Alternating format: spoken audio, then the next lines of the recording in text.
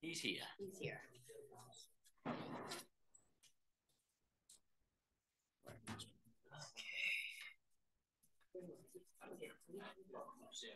It's the dipster. She's good. She's out at Oh, so you'll plan on, okay, she's doing that. When did we get there?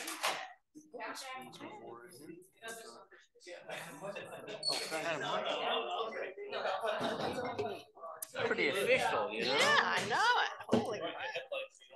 Telling everybody, if you know anybody who wants to adopt a dog at Kennebec Valley Humane Society, we have lots of dogs, and they're running an adoption special. Yeah, we should probably have Teresa here. Through the weekend, I think it's $50 instead of $400. Really? Steep discount. Really awesome dogs. Well, I would take an older dog that nobody would. There are older dogs. They're older dogs. Sounds like art. You should go look. I just lost my greyhound this past summer. Oh, you did? Oh, yeah, Teresa's gonna be here, so we'll be okay. Yeah. Well, I had the other greyhound I had. He had a shoulder growth that was not operable, and I lost him. Is that common? I'm beginning to think that big dogs have those kind of Yeah, things. dysplasia kind of. Yeah. Yeah, they, that's more or less out of the condition now.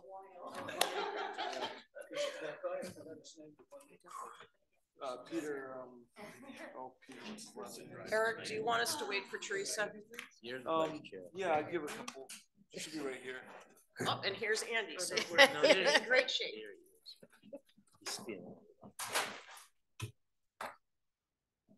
Hi, Andy.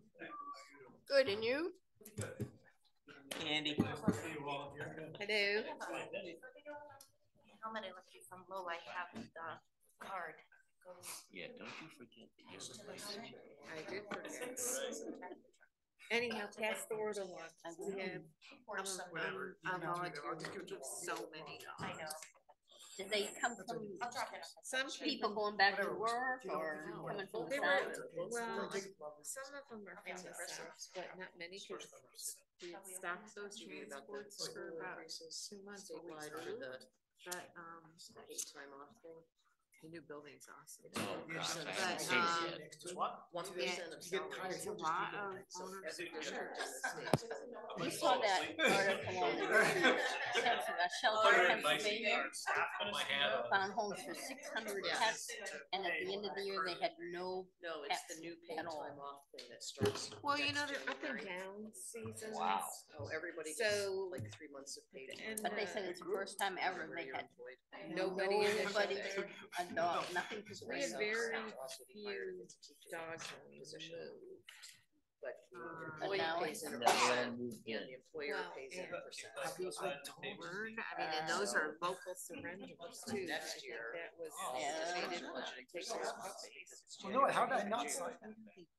The following year. Leave the dogs, you tie him to the So we're just You're getting. a kidding. They don't This is have just the we talked balls about to it. come in and say, I'm gonna surrender my dog. No. For The the dog's 3 better months to off 6 without months. it. Now we have, Camera. oh, now we do, we didn't in the old place, we keep. We have a spot for you on the end by I have Eric. no interest in doing that. And that's Make sure Kristen's nobody's chair. in there, but, So we need to return it to her. yeah, That's they all. were like the guest. Wanted Wednesday. No, I brought it up. I was asking So her if on she our needed, if cams, we I need can another table. capture. Teresa, we set up the card table if you Security need cameras space. can capture somebody. You're welcome. Send that. First time I remember seeing all of us on both boards together, so this is great. I mean, it's good they didn't just. Yeah. Okay. Good evening and welcome to this joint meeting of the Readfield Select Board and the Budget Committee. I'll call the meeting to order at 6:33. If you can, please join me in the Pledge of Allegiance.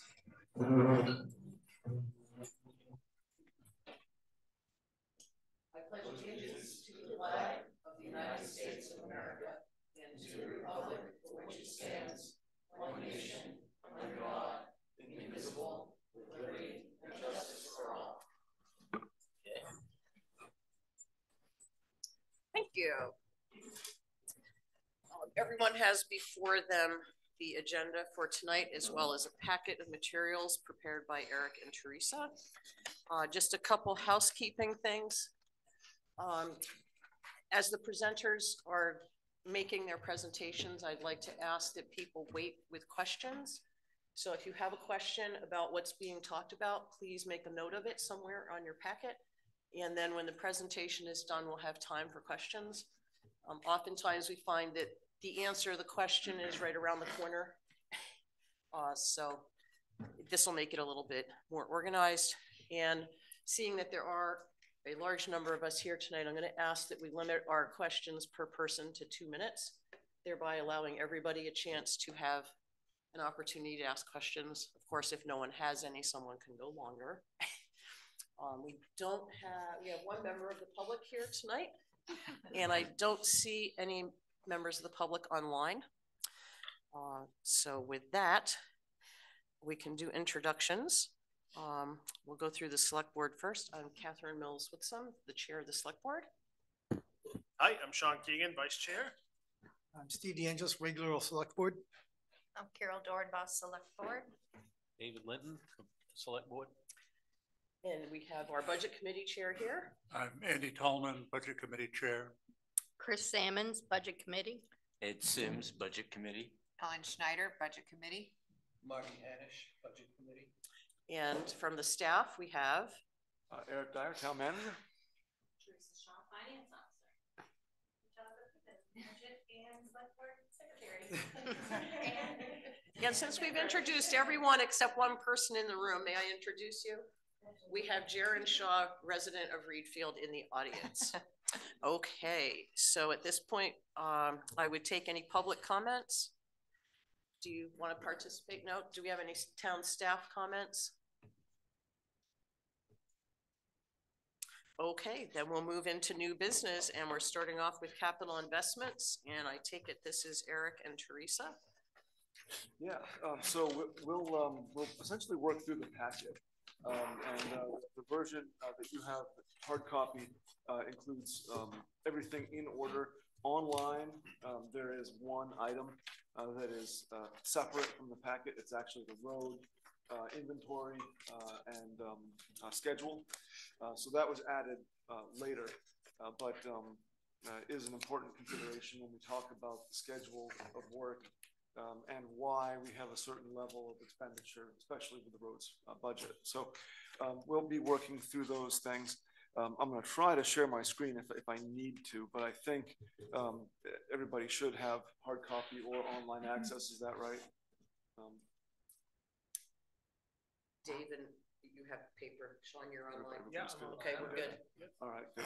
All right. So I'll try to minimize that because I think it is good to have the discussion happening in the room and not just a zoomed in picture of a page for quite a minutes at a time. But so I'll just get started and talk a little bit about what has gone into this report.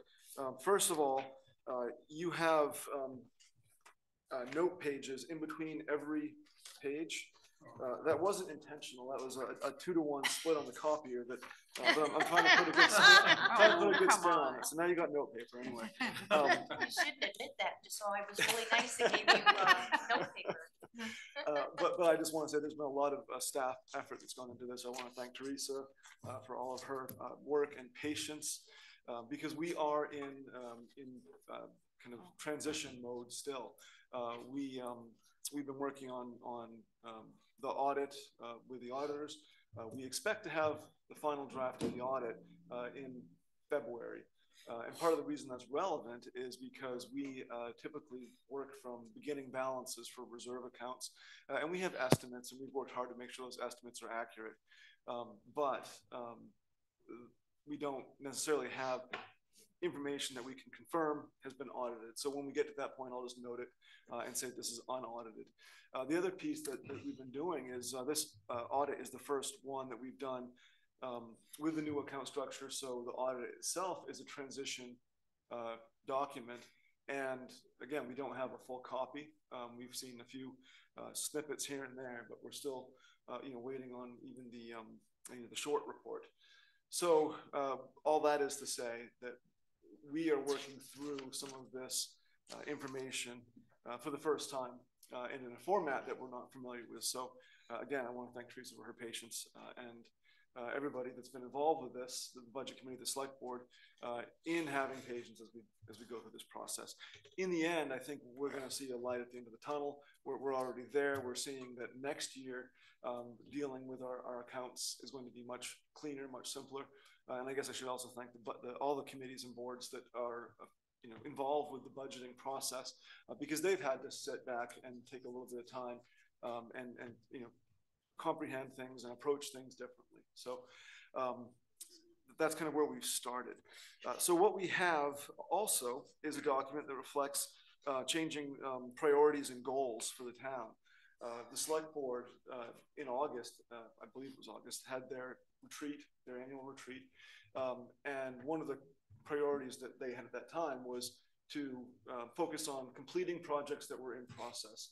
So what we have with this capital plan is a little bit of a pared down version of what we've seen in the past. I'm happy to see that. I think it's a good direction, a wise choice to do what we have well and not to overdo things. But we also have other goals, prioritizing open space, recreation, and thinking about how we use every penny. And that shows up here as well. We have levels of savings that in some cases aren't quite what I'd like to see, but there are balances and trade-offs that have to be made. One of the things that's important to consider is we have to balance our large capital expenditure budget, as it should be, with needs to keep the tax rate within reason. Right now, we're looking at about a 5 to 6% increase on the mill rate in the draft budget. I think that's probably tolerable, but that's a policy discussion we're going to have. And what that effectively does is constrain, to some extent, how much and where we can put resources. So when we go through this, I'm expecting and I hope to get feedback from the board and the committee about some of those priorities and how they reflect. So that's just a background on how this started. The first page in the document after the agenda is what is essentially a summary page for all of our reserve accounts. And this distinction in accounting between capital reserves and special revenues is one that was recommended by our auditors, and we've implemented. There's been some consolidation of accounts, some streamlining. This is pretty unwieldy as is.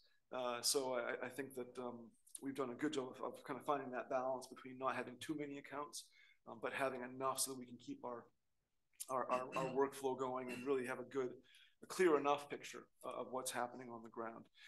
But with this, we have on the right-hand column, you'll see the category. So special revenue, capital reserves, and trust funds. And the trust funds piece is a little bit of I guess it's abridged because it doesn't include some of the statutory reserve accounts that were established, some of them 100 plus years ago for cemetery maintenance. So what I did include here is the perpetual care fund. And that's the fund that is most commonly utilized to offset tax impacts. So I think it was important to show that here so that the board could see and the committee could see, the budget committee could see that that's a resource and one that's been commonly used. The special reserves, the special revenue accounts are for really, in some cases, operating type budgets, but ones that are particular or special for some reason. And you might call these well, I guess I'll just leave it at that. And I'll say that the difference is the capital reserve accounts are truly intended for capital expenditures.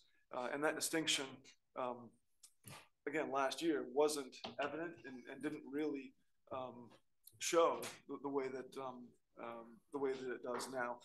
The next column over, we have all of the account numbers. I think it's important for everybody to know that these are where these live in our accounting system.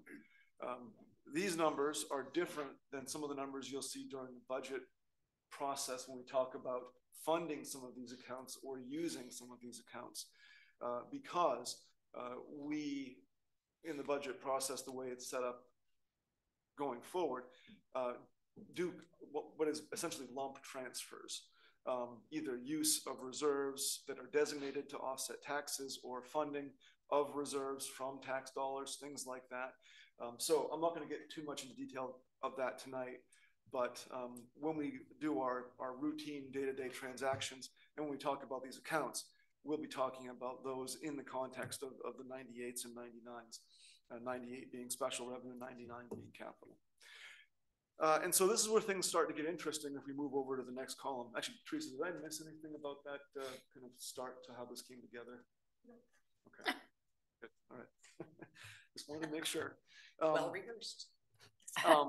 So the next two columns are a placeholder. This is my first pass, and I'm going to be getting feedback from a lot of people on these things, of what we think we should have for a minimum and a maximum balance.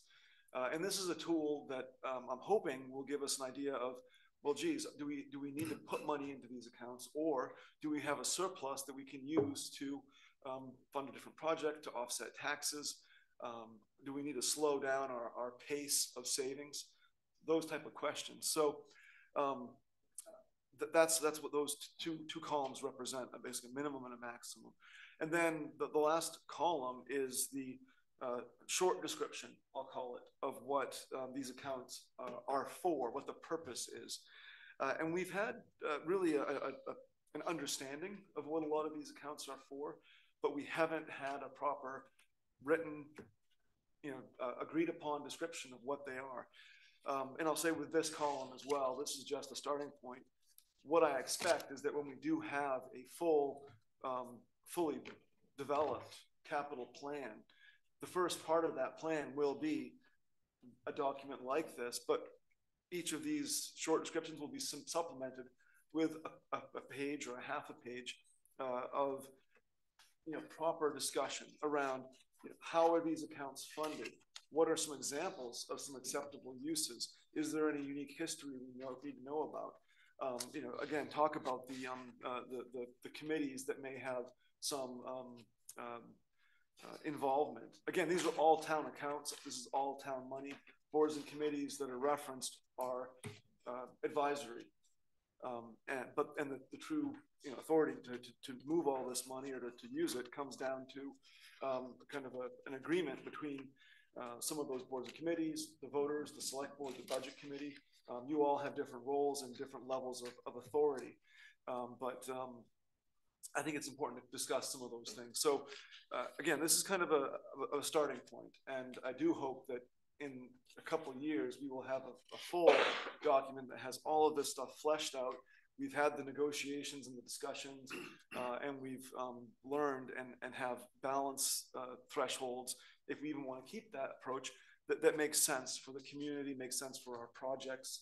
And so I'm just going to stop there, and I'm hoping we can talk a little bit about this page and any questions people have or any suggestions you have for the thresholds or the account definitions and things like that. Marty? I'll try to be quick.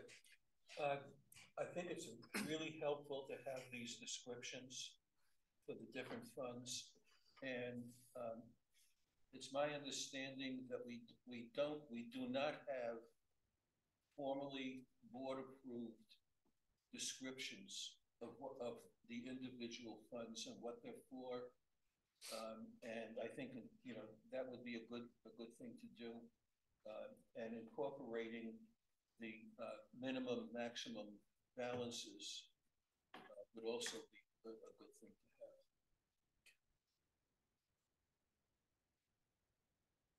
Yes, Ellen.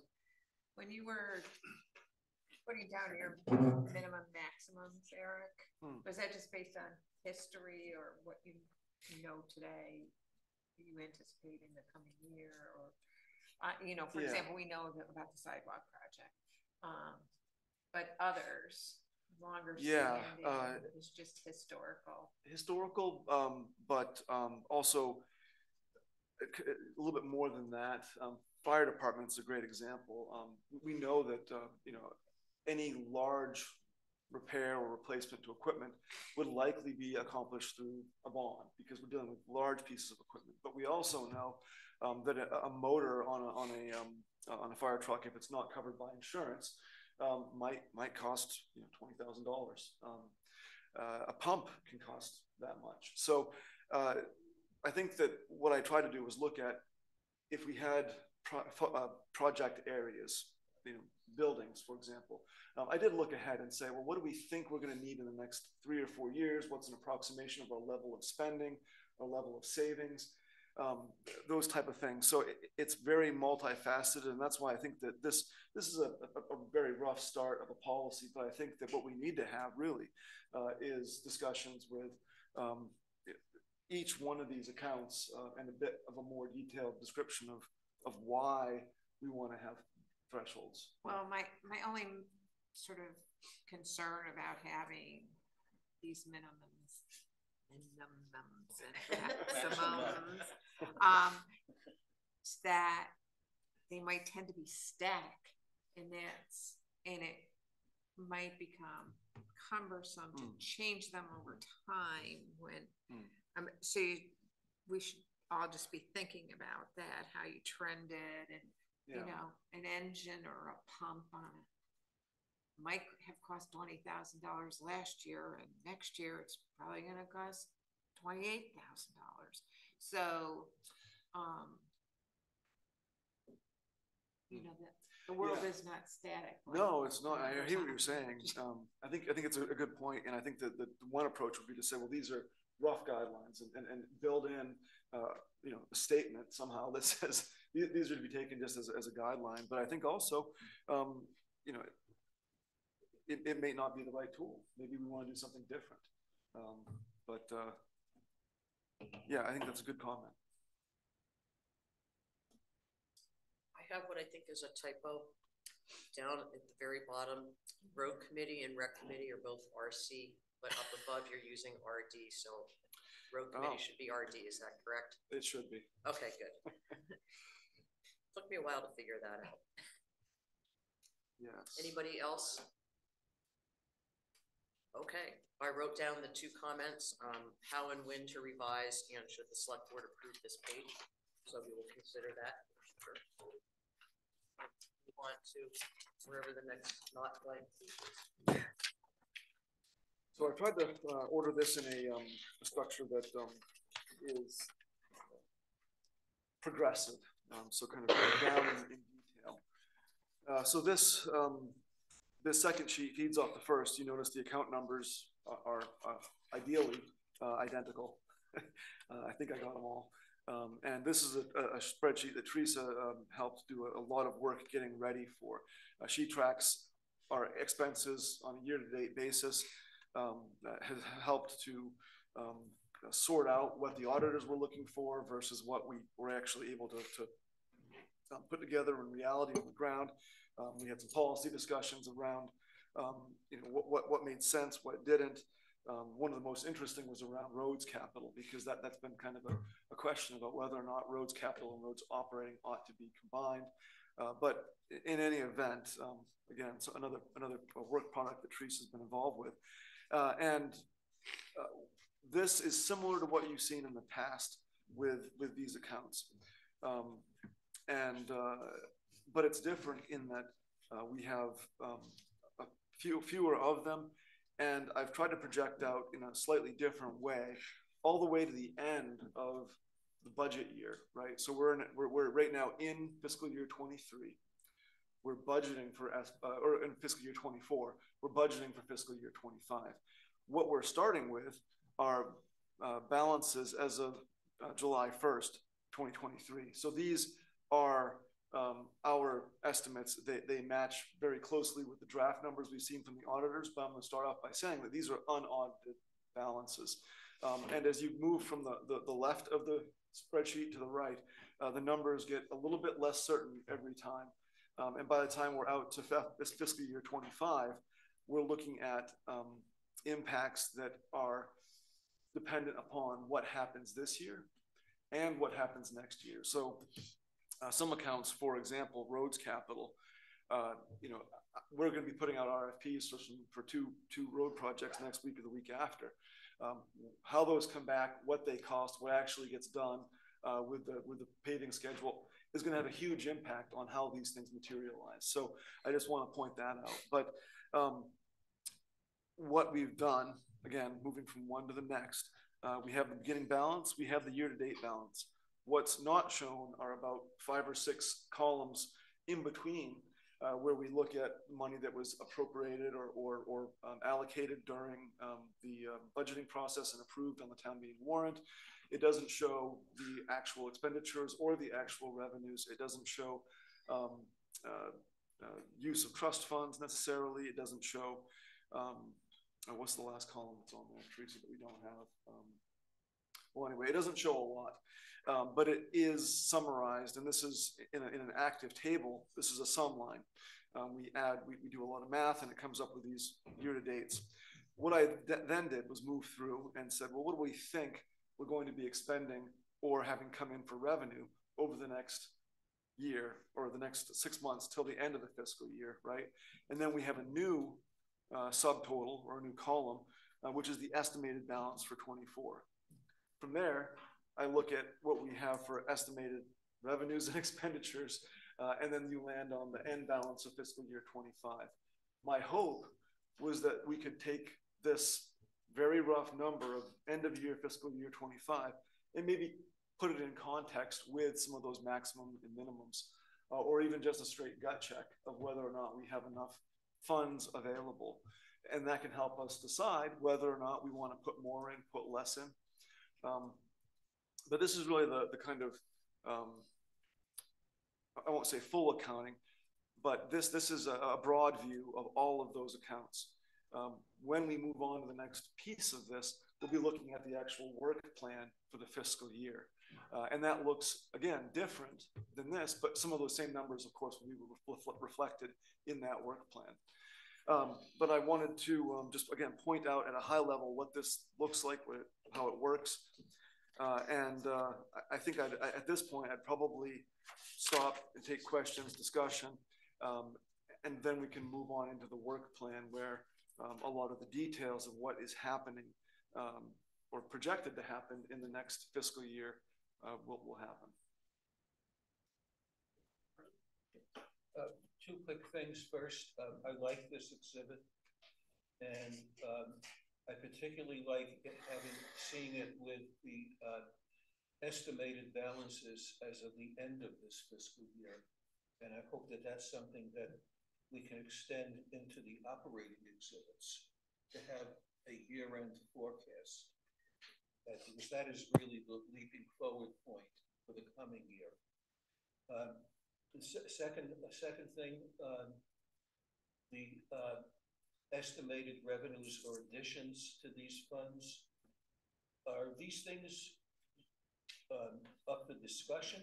Is this something that the select board has already voted on and officially approved, or what exactly does it mean? Sure. So it means a number of things. Again, nothing's ever straightforward with these type of accounts. Some of them, I'll just start and give a couple examples. Expenses for roads capital. We have $250,000 put in there as a placeholder. That's a little bit less than what we had actually put into the reserve for the fiscal year for planned savings and expenditures. But the road budget that we're looking at currently calls for around $190,000 in expenditures for the 2 roads that we're looking at, but we believe there's going to be additional cost because of reclamation work, similar to what we saw with Church Road. So that one, for example, we know that there's going to be an expense there, and I didn't want to underdo it, didn't want to overdo it, so it's it's a placeholder. Other accounts, for example, Church Road sidewalk is a bit more dialed in. We know that we had an agreement for around $80,000, $75,000 to $80,000 for engineering and design work. We know we've expended, and actually with our most recent billing, we're closer to that number would probably drop to around 30,000 because we've already expended close to 50. But we know it's an 80% share by the federal government, so our share of 20%. So we would see an expenditure of the full amount and then a revenue of 80% of that. And that would carry forward. So each one of these really is different. So I guess the short answer to your question, Marty, is yeah, it's all up for debate. But there is some thought that's gone into it and a little bit of basis. Some of these things we know, grants and planning, we've been spending funds for different uses. That's just a guess. Other accounts, if you go down further, roads operating 50,000, that's also a guess. It's a guess because we had storm damage, and I haven't done the full analysis of how much of that storm damage can be absorbed in the operating budget and how much of it's going to have to be taken out of reserve, because we are going to be over, we just don't know how much. But on the other side, we have the expectation that we will have an 80% reimbursement by FEMA in disaster funds. So those will be the offsetting revenues. So that's just some examples of all of this. But hopefully it gives a flavor of how it came to be and whether it's up for debate or not. So just this afternoon, they announced the FEMA awards, and Kennebec County did not qualify. Oh, God damn it. But they're stated there. Sorry. Yeah, no. They're a little over $100,000 short of qualification. They have 30 more days to see if that materializes from some town who hasn't reported. Otherwise, we'll have to knock that 40 grand out. Yeah. But to answer Marty's first question, I think, is to where did those numbers come from when they select board approved? Those were all from the last town warrant that was voted on by the public, correct? The FY24. I'm thinking of 25. Okay. Then those are just numbers put out to consider. If I could, I'm very interested in the open space fund, which is not showing an addition for next year after 3 years of adding funds. But I can't do that in 2 minutes, so I'll just hold that until the chair thinks there's time to discuss it. Well, when we get to the open space fund, we can do that. Budget part for this year. So Marty, if I can just because I thought you were asking about 24, but 25 absolutely. Those, Catherine said, those are based on a proposal and priorities from the board and just a dead reckoning in some cases where I think the town might be wanting to head. So absolutely, when we get into those discussions in detail, that's the time. And I just wanted to point out, it's easy in the 24 revenues. We do have one new select board member, always. So Dave, that 40,000 inside of office, the matching funds from the federal government. So if we don't spend as much, we don't get back as much. The 2,500 for heating assistance, that's from bottle collection at the transfer station. So that's just a guess. But is it a typical amount? Get around 2,000 each year from that? It's been increasing in the last couple of years, but yeah, I'd say we get between 1,500, 2,500. But I mean, essentially, it's an offset. So it's a donation. Yep. And then the 40,000, as we, I turned my microphone away. Bad me. The 40,000 on the roads operating is based on reimbursement. So if we don't get reimbursed, then we don't have that. And I can't do FY25. Because that's too complex right now. So again, I mean, what I think I'm guilty of, and Chris and I are both guilty of, is doing more, looking at these accounts in different ways from different angles, and that's kind of what the auditors are doing, and what they kind of pull us through is that process of, well, you know, if you look at it this way, it shows this way. If you look at it this way, it shows this way. You might want to look at it both ways at one point or another. And hopefully by doing this and having all this information, we're able to give a clearer picture. I certainly feel we have twice as much information as we've had in past capital planning discussions. But in the end, it still comes down to, as Marty pointed out, the policy discussion and the dollars and cents of what we want to put and where we want to put it.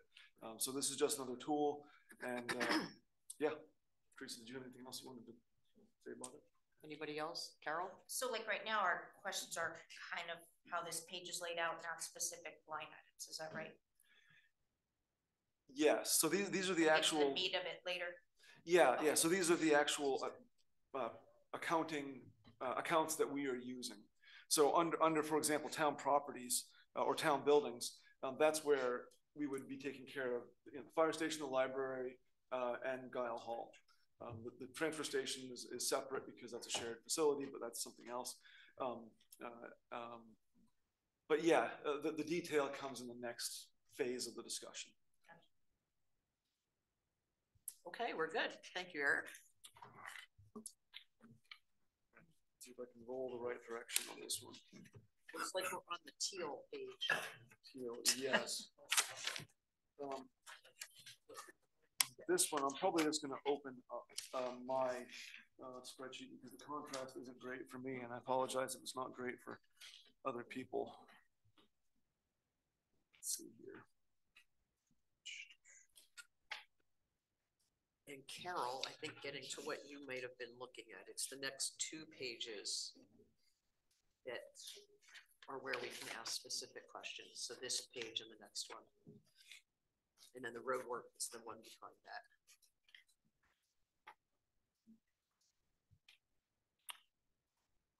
Alrighty.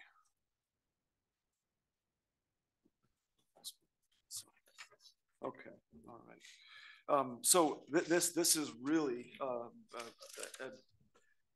guess, another interim work product.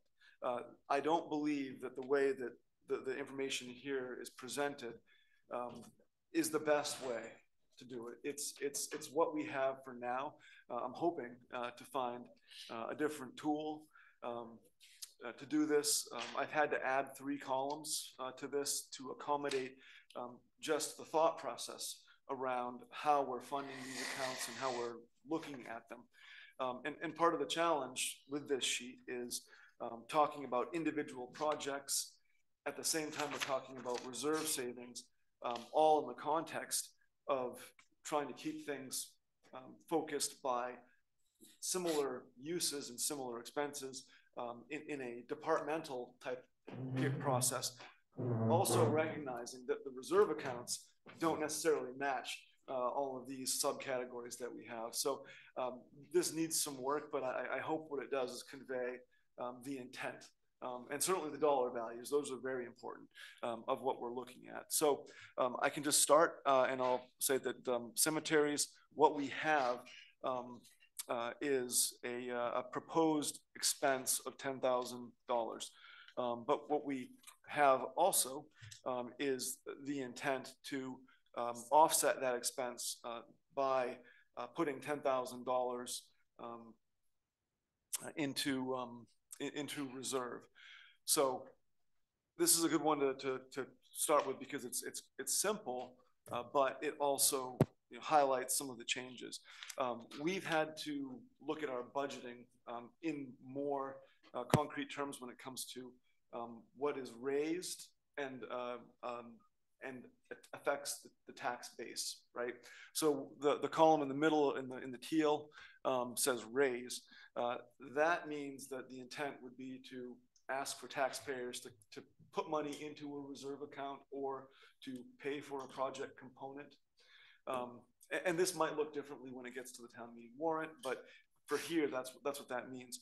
And then appropriate, that's probably the next column over. That's probably not the exact right term, because in some cases, what we're looking at is utilizing grant funds or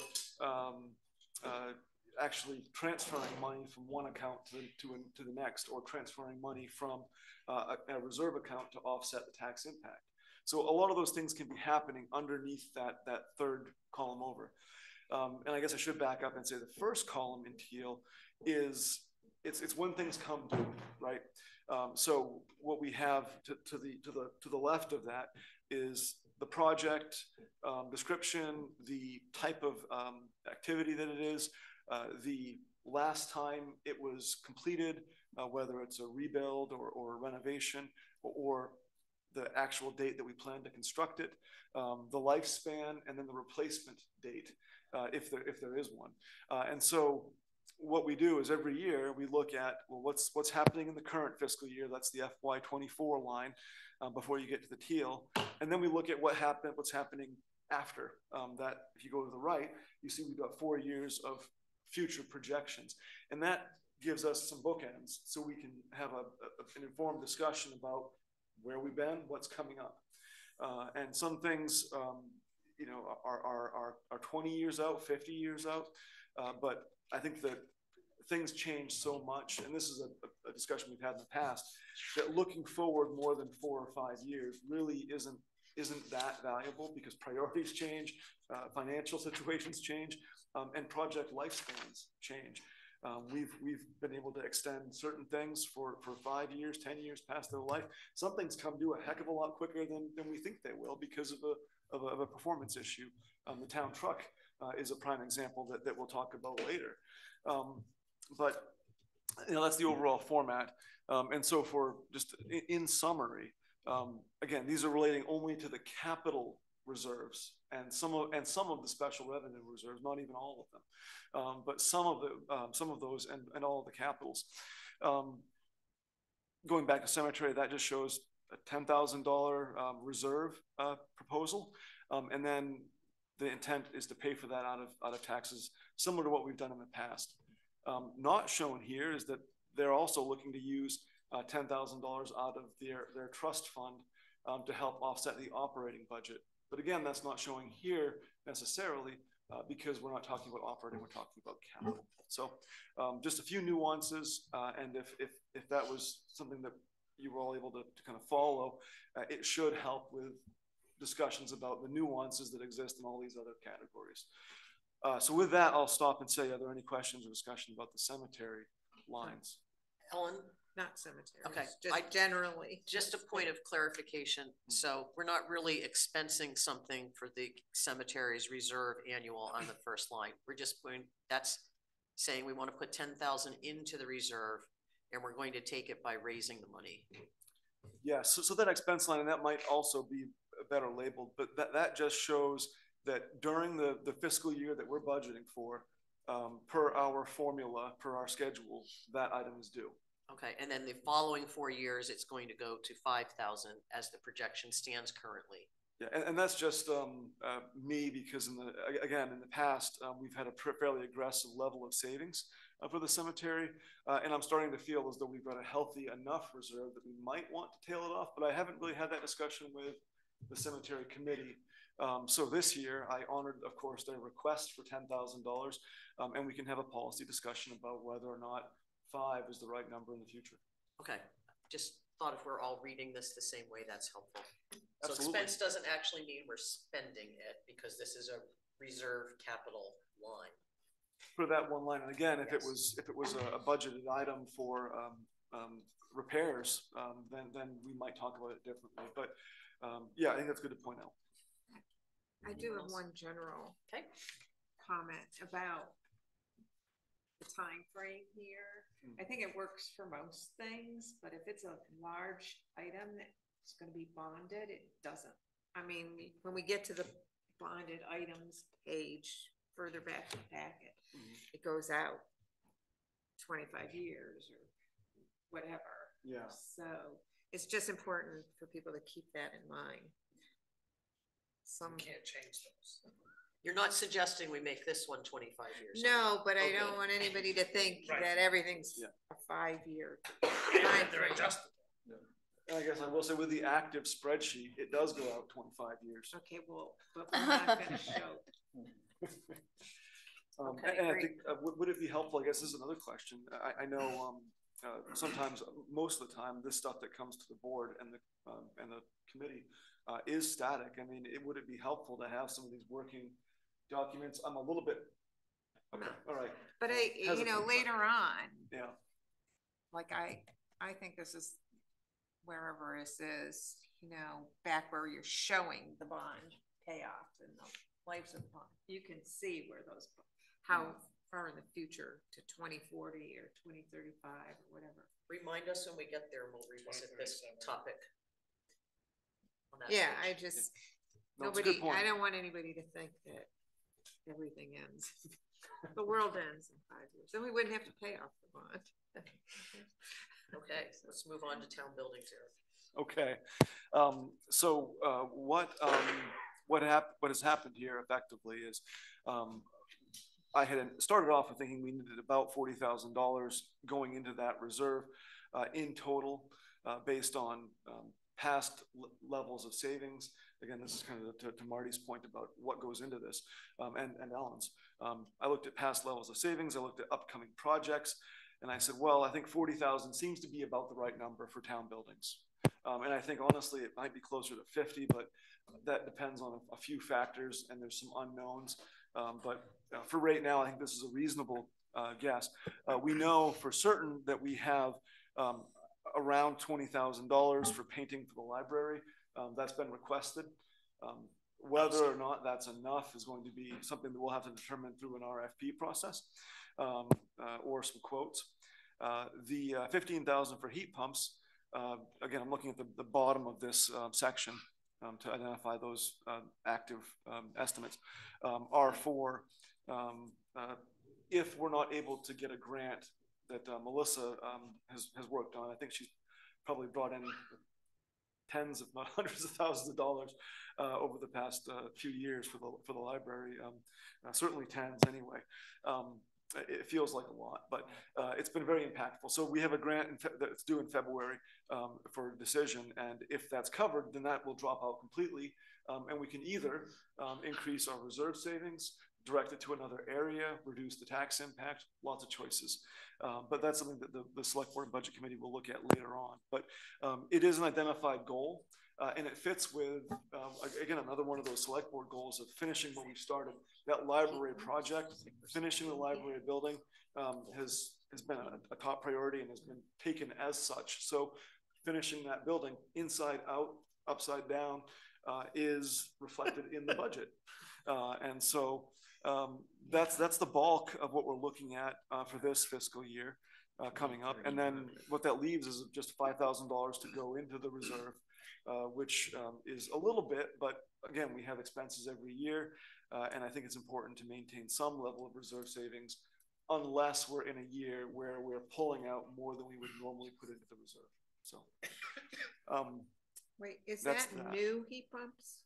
Are those new heat pumps? Because it looks like. Yes. Those are new, yes. So they're more heat pumps. More heat pumps. So heat pumps for the second floor. All right, and that's just confusing because the useful life is 20 years, and there's one heat pump in the front room. It's one open room, and then there are 3 rooms across the back. No, I know what. It just was the line. Yeah, was where it says confusing 2019, to me. it doesn't have to be replaced for 20 years. Well, that's for the existing ones, Right, probably. but that can be. But it's just a little confusing. And why don't these heat pumps have a useful life? Yeah, so again, that's part of my inability to really, without making this 12 pages long, or I need to find a better tool. I'm not sure what that is yet, so I hope I can maybe talk to you about that. I think it might just come down to having an incredibly detailed, individual item summary that then is condensed, and we have maybe drop-down menus or something like that. If you have any suggestions, I'm happy to. Oh, the state publishes a book. It's like this thick. But then nobody ends up wanting to read it because it's cumbersome.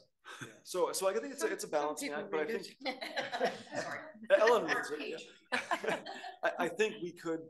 I want to do more and do better with this, and I guess that's just the message on points like that. Yeah.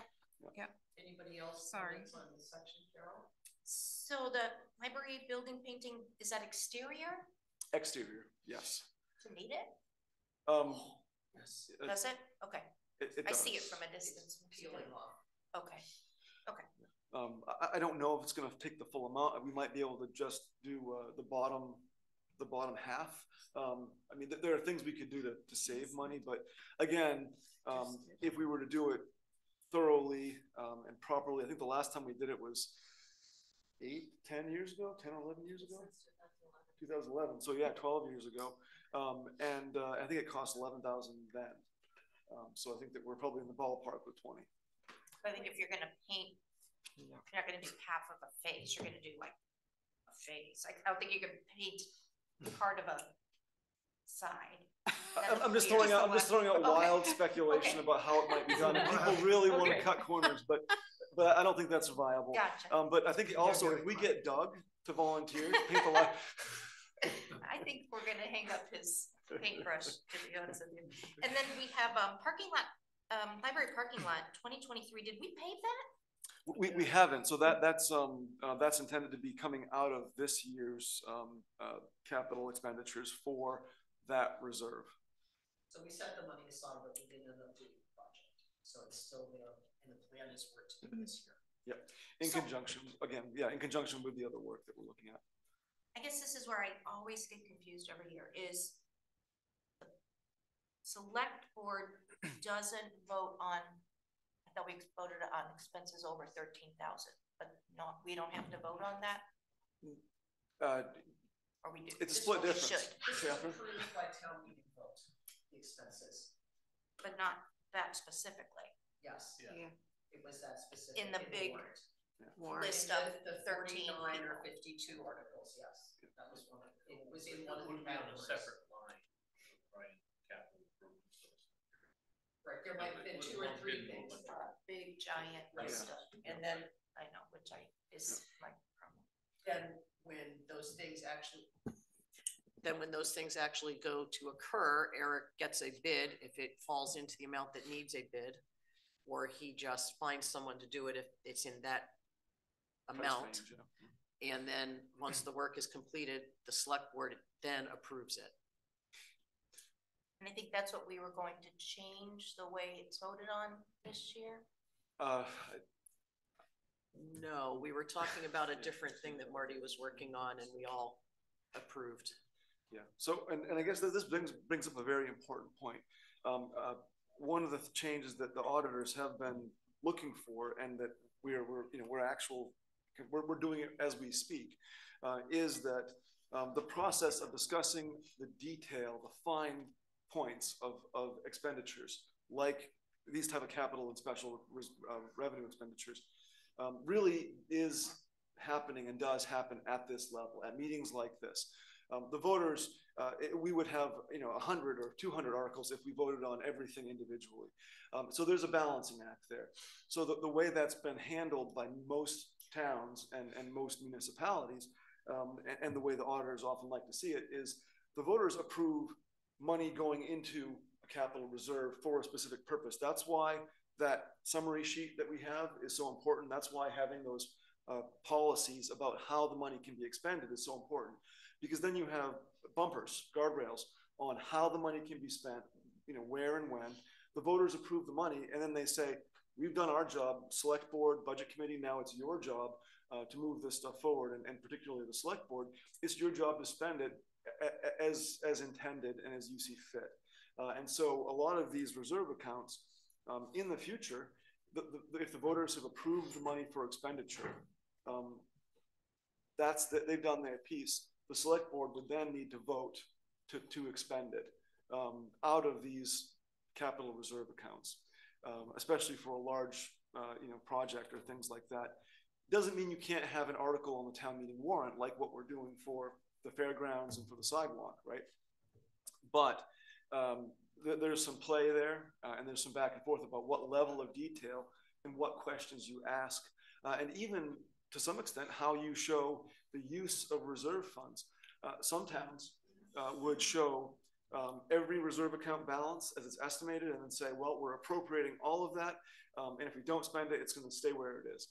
And that's kind of a lazy way to do it, and it defeats the purpose of having some of that discretion, having some of that control. But what could happen is some items we might say, well, we want to use, for example, the ARPA funds is a classic one. We know we want to use that for a special purpose, so we'll probably include that on a warrant article.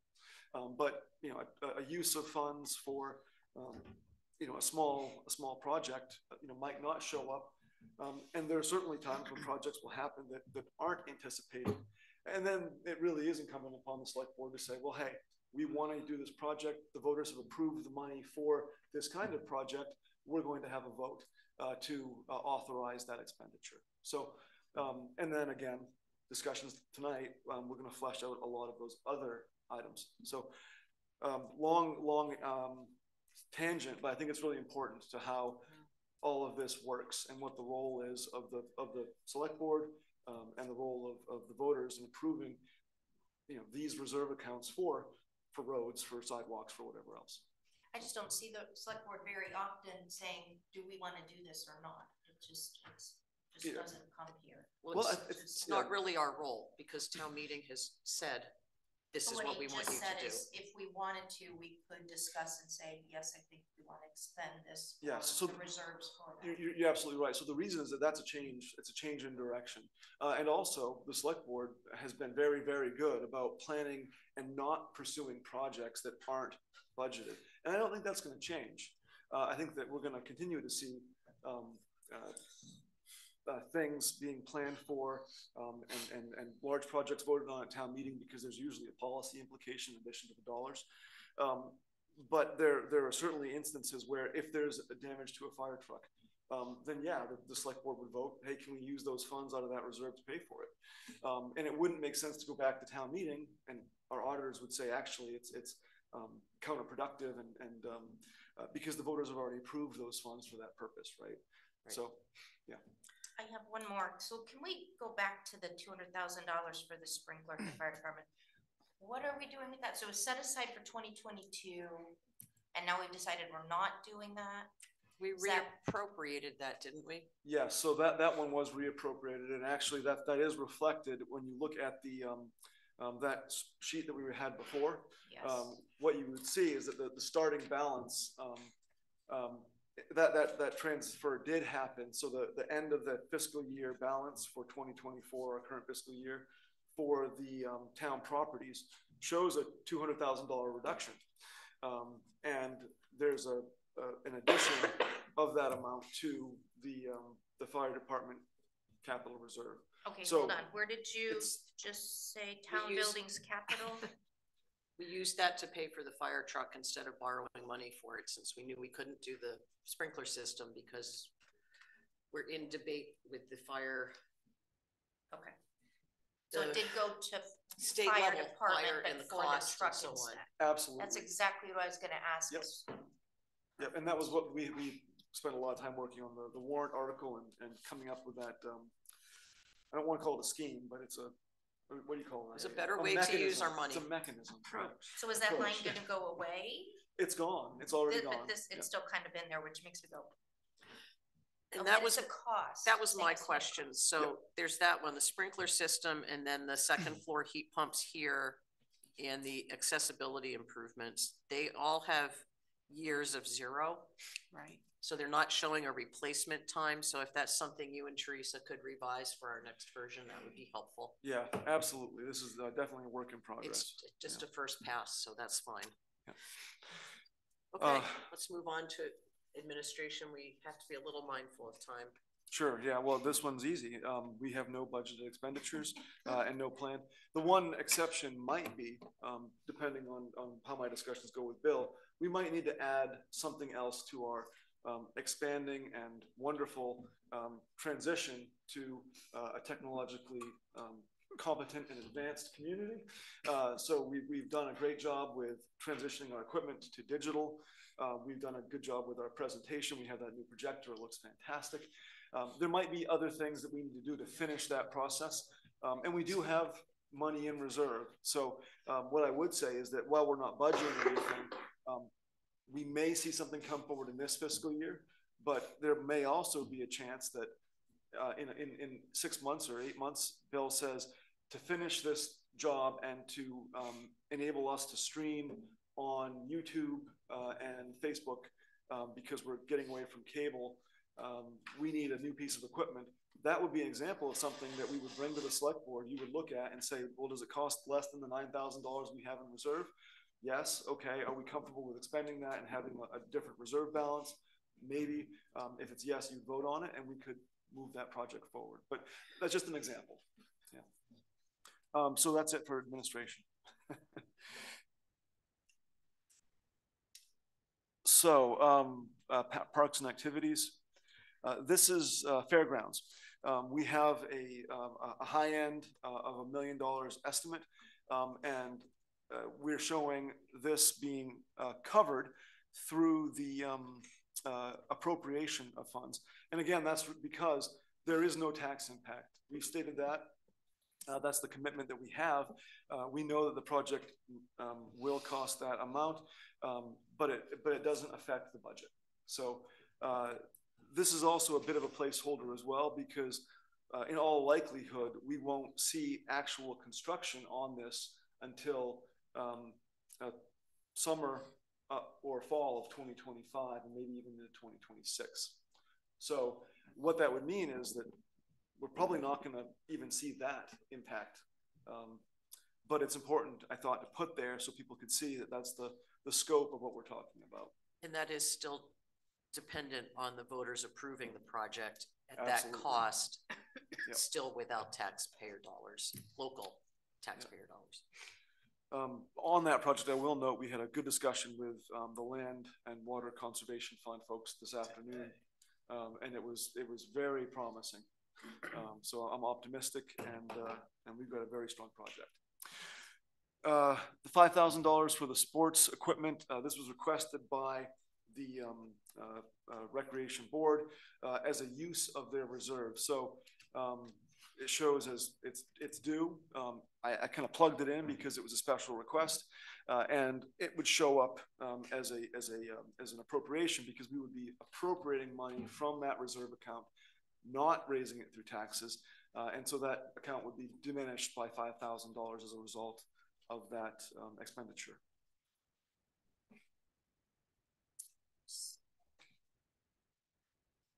Oh. Questions? Ellen? So I thought we were putting out in the budget for discussion purposes, raising additional funds for open space each year, and it's not showing up here. Yeah, so I've got some explaining to do. Yeah. To you and Marty and everybody else too. So part of the reason for not including that is that, first of all, we have over $100,000 in reserve. And I think that's a threshold that I thought would be a reasonable starting point. I think also, I don't want to distract from discussions about the fairgrounds, which really is our premier open space discussion at the moment. And the third reason that that's not included is, and there's really four. The third reason I think is one of the most important. We don't really have an end goal. We don't have a policy or a structure for how to fund that account and what it really fully ought to be used for. We are going to be discussing that very actively during this coming fiscal year when we review and revise our open space plan. So I think it's most wise for us to just pause that funding. We've got a good chunk in the bank. We have a start, and that's very important. But I think that I originally had $10,000 in there. I took it out, but the reason I did that was because I couldn't really say what that incremental amount was for, right? Other than the fact that we know property, if we were to buy it outright, is incredibly expensive. I don't think that's really the purpose of that fund. But that's a discussion that I hope to have with the Select Board, the Conservation Commission, the Recreation Department, as we review and revise that open space plan. So that's why, and you guys can take it from here. Sean? Do you want to go? Well, so is there an outside chance that in the grant seeking business, if the fairground project is approved and grants are pursued and some require match, that you could wipe this out to provide the match and not select board it's sitting there in a reserve, which personally I would not like to see happen. I mean, but some grants require match, so that's a question really for the Select Board, but my understanding is that that's not a fund that we are intending to use for that project. It's off the table essentially. Because we're supposed to be 100% raising the money from outside sources for the fairgrounds. That was my understanding. And the intent. That's the assumption we're still operating under. Same. Sean? Yeah, to answer that question, that's my interpretation of that is, as of right now, no, we wouldn't be able to touch that.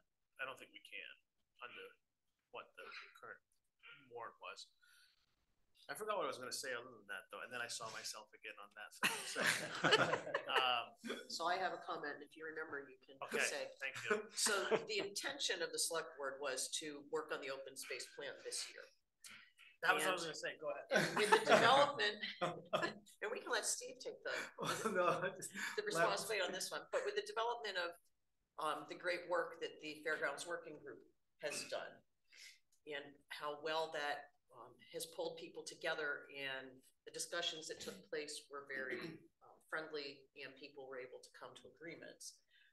That group said, well, we know primarily we're the same people who are going to be doing the open space plan. And this has been really time consuming and we put a lot of effort and time into it. And we'd like to probably approach this the same way with representatives from various committees working together. But could we please do it when the Fairgrounds group is done? And so we said, yes, we would start to appoint those people in like April, May, June, I think were the months we picked, or maybe it was March, April, May, for that group to start working in July, the next fiscal year. And so without having a clear direction on how that plan is going to be revised from 2006, I think the open space was, we wanted to wait and just let that develop through that good working group situation. So not to raid the fund, but not to increase the fund at this time. Well, and I get all that. I just didn't want to be surprised by somebody, using some for match. Sean, did you have anything else? That was exactly what I'd forgotten. Steve, was that okay with what I said? It was very good. Every time I see Sean on there, I forget what I'm going to say. So just for what it's worth. So you guys can just do what I do and look the I've other been way. trying to sit kind of angled, but I looked at Catherine and then there I was. Marty? The select board may recall that a couple of months ago, Eric and I presented and the board adopted a policy for how capital projects will be shown in the budget warrant. Okay. And the upshot of that was that except for the core property maintenance items, all the other items will be shown in individual articles so that people could vote, that people didn't have to vote on like 12 or more unrelated items up or down for the whole package. And I think that, to me, part of that policy is that an existing fund that has been increased for 3 years in a row, with voter approval, that it should be in the warrant again, so that as a separate item, so that people can vote on it.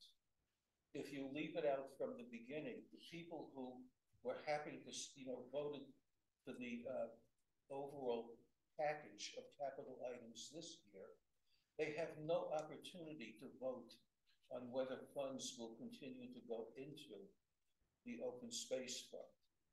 And I think that sort of goes the opposite, and I think we have to thank Carol, because she's the one that really raised that issue, that we have to make it possible for people to vote on, not on an amorphous package and say, well, I'm going to vote. I really hate the idea of open space fund, but I want my road fixed, so I'll have to vote for it. Here, if you leave it out completely, you're denying people the right to vote on it. And I think that I recommend that you put it in. If the public doesn't support it, the public can vote it out. Okay, Sean? Yeah, I hear what you're saying, Marty, but again, I think as our roles, both budget committee and select board, we have to know what the purpose of it is. So I don't think we're denying people voting for something. I think we're just not putting something out there that we don't know what it's for. And at this point, I'm really unclear where that's going to go. And without the guidance that we're hoping to implement next year, to hopefully, so we can educate why you would or would not vote for anything specific, will be helpful. I if somebody could tell me what it's for, and we had a good definition, yeah, let's put it on with its own line, but we don't have that right now. And everything else is gonna be in our, warrant description, this is the purpose, this is what it's for, this is how we expect to utilize it. And by what Eric's been talking about and how we've been talking about developing the plan further with the working group, we don't have that right now. I think by not having something on this year, Sean? that doesn't mean it won't be on in a future year. Right. Can I respond? to Certainly. Sean? Yes, and then we're gonna move on. Okay, well, first of all, Catherine, you've made it very clear that the board has decided on what the budget's going to be, and I'm not quite sure what role the budget committee has. That you're cementing everything in, and all we do is look at it. So I'm concerned about that. And secondly, to what Sean said, that fund has as much a definition as many of the other funds. It's not written, and that, I think that was that was something that should have been addressed a long time ago. For all of the reserves, they should all have a formal policy statement. But we're still putting money into others that don't have those formal statements. And everybody sort of knows that the purpose of the open space fund is so that when properties that are worth conserving for conservation and recreation come along, we have a resource to either buy an easement or to buy a property. So everybody knows what that is. It's not like, someone's gonna say open space, we need better documentation, but people know what it is, as to the same degree that they know for all of these other reserves. I just want to change the perception that I hate open space. That's not the case.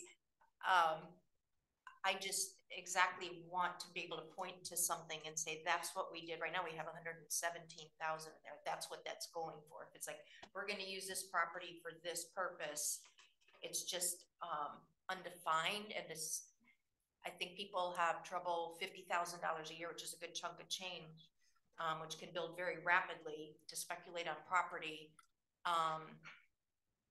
That's just the thing, is if you're gonna use this property for a park or a playground or whatever it is, you can point to something, said that's where our taxpayer money went. If it's just kind of out there in the event we wanna buy a piece of property, I don't know that that's the job of the town with taxpayers' money. That's the big thing, is some people are like, maybe that, if we had a purpose for that property, perhaps. Okay. That's where it gets a little squishy. I'm gonna pull this back in now. Sure.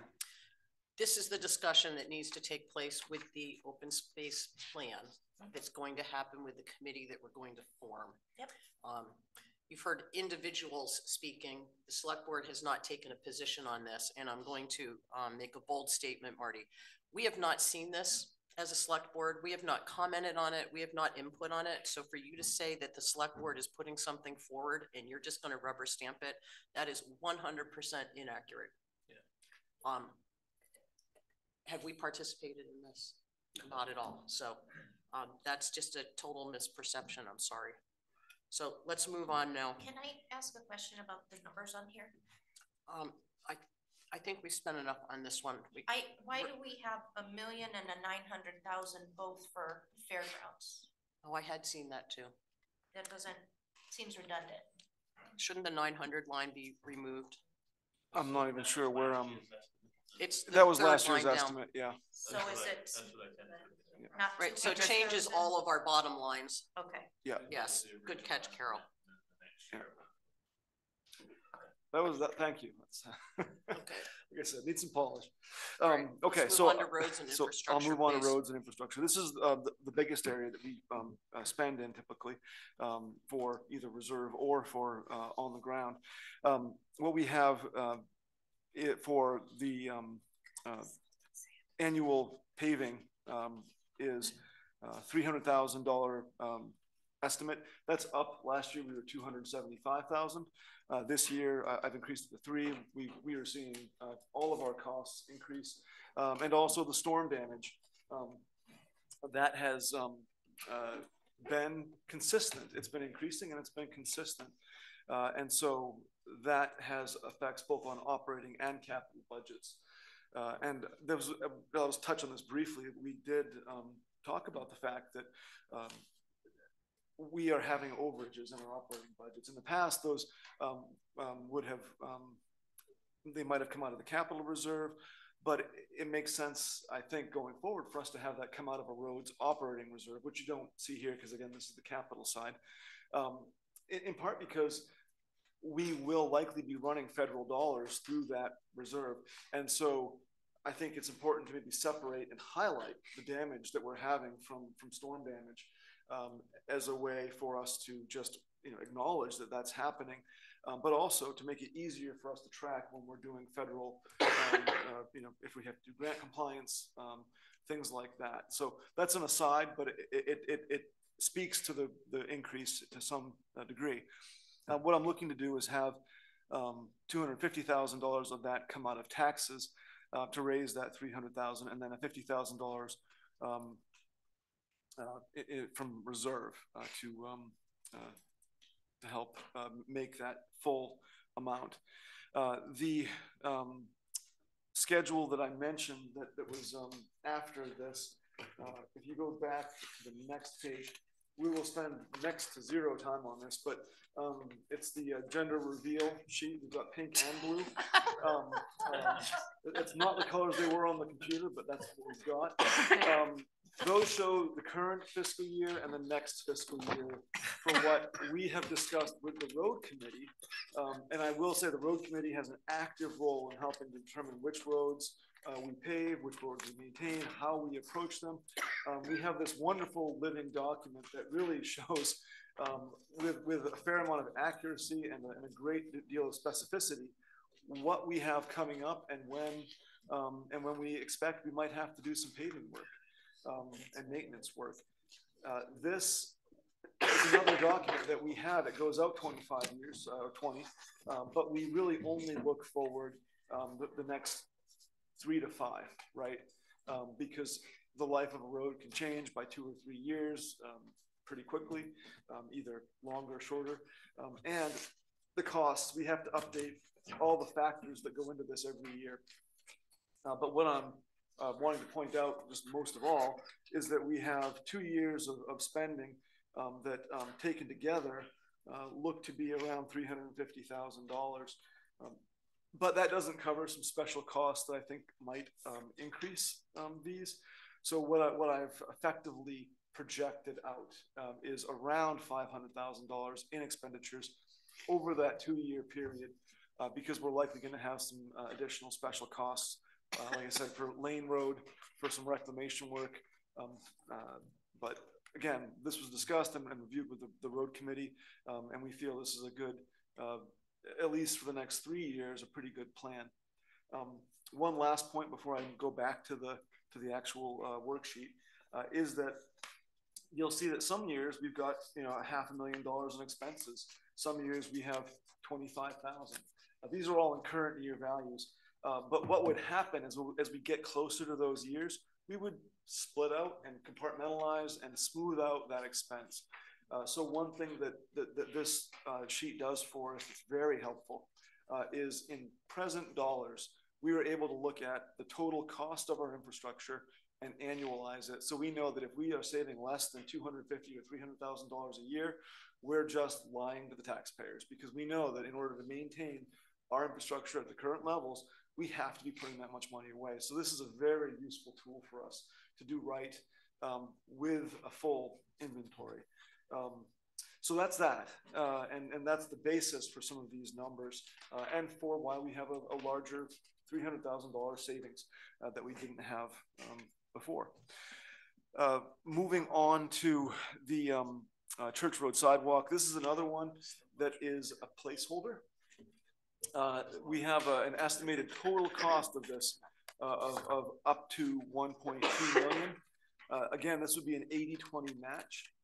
And there are some things that are already needing to be adjusted with this. First of all, this is another project that will not be constructed until FY26. So there's no way that shovel will be in the ground before the next, not this summer, but the next summer. And what that means is that this really, by all rights, should not be in this project discussion. But we're voting on it at town meeting, and it's important to talk about. So from a policy perspective, 100% we need to talk about it. From an accounting perspective, this isn't really an accurate reflection, right? But a few key points. This is an 80-20 federal match. I have projected that we would be using ARPA funds to offset our match and our existing reserve, which is actually healthier than I had originally thought it was, because we've been able to get our reimbursement consistently. So two things. One, I'm looking again at whether or not ARPA funds should be applied to this. And I'm starting to feel less comfortable that that's the case, because I think that when we asked about this, ARPA doesn't specify whether or not it can be applied towards a certain project. It's the project that you're working with. When I had asked DOT, they said they didn't see a problem unless there was a problem with ARPA. But then when I went back to the original grant documents from 2018, I started to see references to non-federal match. And that was a red flag for me. So I've asked for clarification on that. But all told, what this is looking like is if we're able to use those funds or an alternative source, we can get this project completed without any additional tax dollars. So that's a positive. That $30,000 that I have on there for tax appropriation, depending on what answer I get from MDOT and how firm our reserve estimate is after we get audited financials back, I do think that number might drop from 30 to 10 or 0. So that would be a positive savings. Maybe we could put it into the open space. Is the auditor able to bad joke, sorry. give you any guidance on the ARPA money? Because they must do a federal audit too. Right? Yeah, so we would have to do a single audit on that, definitely. So they must know. I don't know. They would probably defer to the grant documents and the original. So, but I called the guy that runs the program anyway and said, "Can you give me some help?" But I can also reach out to the auditors. The sticking point on this is that if we're not able to use the ARPA funds, my suggestion would be that what we could do is use those funds to pay for paving, and then take a similar or identical amount and move it from the road reserve into the sidewalk reserve. Yeah. So it would be a bit of a shuffle, but it would meet the federal guidelines, and I think that would be fungible. Yeah, exactly. That's the word. If it's an ARPA question, Carol, yes. Otherwise, we're going to hold it. Okay. I'm just thinking. I think of ARPA as COVID and safe meeting places and stuff, which doesn't really design like roads and sidewalks. However, the project we're voting on at the fairgrounds, regardless of the use of the fairgrounds, it seems the parking area is something we can all agree on might need to be improved. The problem, I can address that for you. With the matching grant from the water and land water conservation. If we use any other federal funds, it reduces theirs. Gotcha. So we're shooting ourselves in the foot to do that. Gotcha. And the ARPA rules have changed every 6 months since they initiated it. And basically the last ruling was you can use it for anything that's a town expense. Right. It doesn't have any guidelines. The economy. Pardon me? It's to stimulate the economy. Right. But and so they took it all away, except for, it's not really that they say you can't use it for matching funds, but other places say you can't use other federal matching funds with our money. Yeah. So that's kind of where we're at, but we'll get that worked out, and there's a workaround, and so we can. There is, and I think that might be just the direction I head, because I'll get an answer this week, I expect, but I think we're probably going to end up having to do a shuffle. Okay. So Can you move on through the rest of roads and then I we'll will be open it up for comments? very quick. Yeah. Questions? So the salt sand shed, this is a $50,000 savings amount. Again, this is a project that is ongoing. We'd like to get it sorted out, but right now we're seeing indications from our engineer and the road committee that it's not as pressing as we may have thought it was. So that means we're probably not going to need to do a replacement in the next 5 years, but it's important for us to find out what it costs, which we're working on currently, and then put the money away to make sure we can pay for it when the time comes, unless we want a bond. Didn't we already approve this at town meeting? I think like a bunch of times. 4 times, yeah. And it was pressing, it like had to be done next year. Yeah. Right. It was gonna. So have we follow not set money aside for it? We've set aside, I think, 100,000, so this would bring us up to around 100, 150. I'd have to look back at the detail. Again, it all depends on what the project costs, because we are working with an engineer. If he comes back and says it's 250,000, then we might just want to stop saving and start planning on bonding, or we reduce our savings and match them to what a bond payment might be. That's another approach. But if it turns out to be 100,000, we can reallocate funds. Anyway, so that's a placeholder for that amount to acknowledge that that's still a need, but it's changing. I'm going to go first this time. Teresa, back on administration, the third line down, it needs a life expectancy put in and a replacement date on the digital equipment. And we crossed out that. We talked about that. Eric, the Readfield corner parking in front of the Masonic Hall, that's money that's already been budgeted for?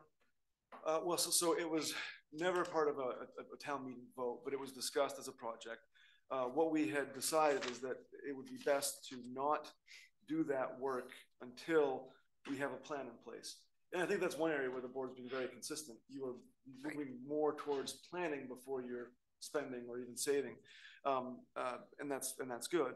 But in conjunction with the Church Road sidewalk project, if that happens, that would take a lot of pressure off of a need on Main Street, and it might make that project more viable, because there was some concern about removing parking from local businesses and a few other people. But there's also a concern about safety and the fact that that's really not a viable, safe parking spot. So the intent was that we would wait and see what would happen with the sidewalk project, and then we would conduct a planning process with Maine DOT, who would help fund a portion of the construction cost if we were eligible. And so I think the bottom line is that we're not really sure, and we're basically waiting at this point. So shouldn't that 50,000 just be removed from this year? That's the short answer, yes. Okay. Because I think in multiple board discussions, we've said we're not going to move forward with that. You wanted to do more of a Main Street intersection with 41 study, yeah, and all figure that, out yeah. the best approach in that 8th mile area in each direction, and that we weren't going to pursue that, and have a little bit more discussion with the public. So, and then the LED street lights, Teresa, would be another line where we should adjust the years because we finished that conversion. And I think we are on the hook for when they need to be replaced. It used to be this, when CMP had them, they replaced them, but now it will be us. So they must be able to give us an expected lifetime.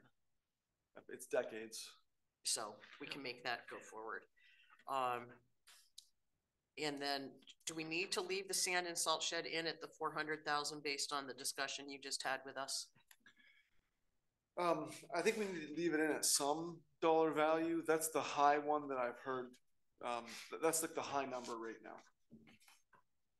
So I guess I could reduce it, but I think the best option would be to kind of like what we've done with the other projects, leave it on the high end and then see when we have better information. Okay.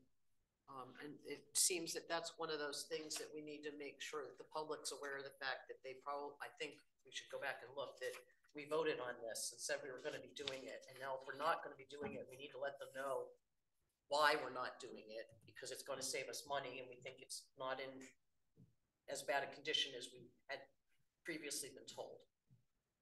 Don't get me wrong, it still needs to be demolished at some point in the not too different future, but it's not it's a foot thick, it's got 2 layers of rebar, and there's 1 layer that is exposed, but that's the inside layer, it's not the structural layer. So there's a lot of reasons, but in any event, yeah. Okay, anybody else? Carol? So, 2026, the Giles Street Bridge, really? Do we think that could be a target date? Some people asking about that. Oh, absolutely. Yeah, I mean, that's a great discussion item. I don't know if, Catherine, if you want to get into that, but it's been a can that's been kicked for a long time. And so I just put it in the near future. I think it needs more discussion, but. And if I can just ask the Readfield Corner parking, before we go too far with engineers, if we can ask and have a discussion townwide about the concept. Well, that's what we just talked about, that DOT will get involved in that project with us. I would like to have the town have some discussions before. That's what we did on Church Road, is we said we have that plan. It's not, though. It's not what we did. So the way we don't want to get into this here really, because this is a capital discussion. The way those projects work in municipal government is that you come up with a proposal. It doesn't have to be highly detailed, but you come up with a proposal that you present to people, and then people respond to that and give their input. And then you build the project out from there. Okay. If you just come up and say to everybody, what would you like to have here? It's more like a poll, and nobody has any information on what anything might cost. So there's nothing to react to, and you'll have a huge wide range of input. It really becomes meaningless because there's no focus. So you got to give people something to focus on. But you're right, we don't have to spend $25,000 in planning to get to a point to say that. Thank you. But we probably have to spend something. Yep. And I'll just confirm we've already spent like 4 or 5 to get the study. The study was done when we planned on doing it. We didn't want to proceed without a plan. So we have plans. We can and will discuss those. They probably will change.